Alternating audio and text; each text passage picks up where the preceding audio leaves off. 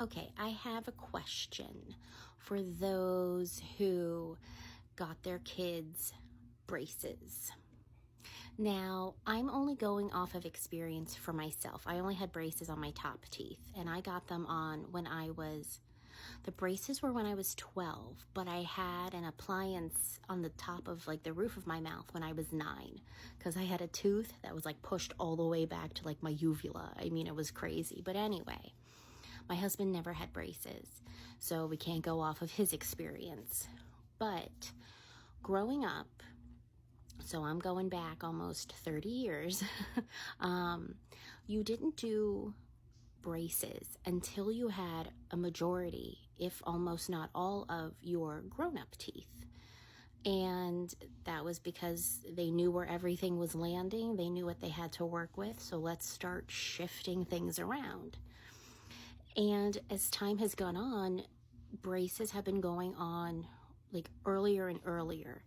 And those I know who got braces for their kids when there was still a majority of baby teeth, like the baby teeth outnumbered the grown-up teeth, those kids ended up needing braces again in their teens because stuff shifted as the grown-up teeth were coming in, as the baby teeth were lost.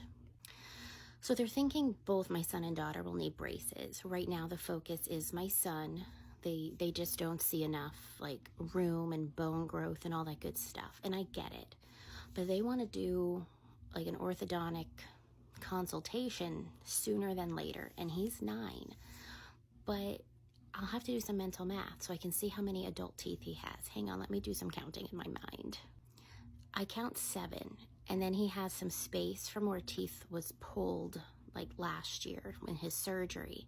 But I think he only has like these bottom teeth and these top teeth, so 7 or 8 teeth. Nothing in the back, and the back is where all the questions lie in terms of spacing. So in my mind, going off of my previous knowledge, now's not the time to do braces because the areas in question are still filled with baby teeth.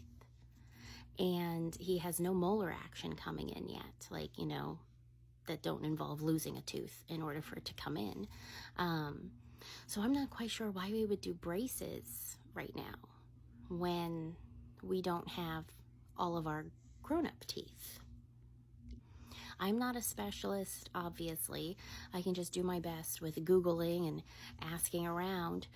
But both for his sake of getting braces on, where he might need them again later on, or just it stays on for a long time, that's going to be torturous for him. And we're going to have to find a sensory, autistic-friendly orthodontist to work with. Because when things happen in his mouth, it is hard. So for his sake, I don't want to start something too soon if it's going to drag out the process or make the process have to happen all over again at some point.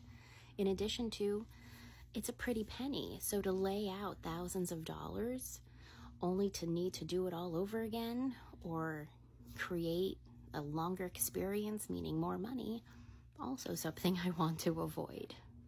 So I was just curious if anybody knew offhand expertise, or firsthand experience nowadays, because like I said, my braces experience is 30 years old, and I know practice change, like, what's done and how it's done. But I also just don't want this to be a money-grabbing experience. You know what I mean?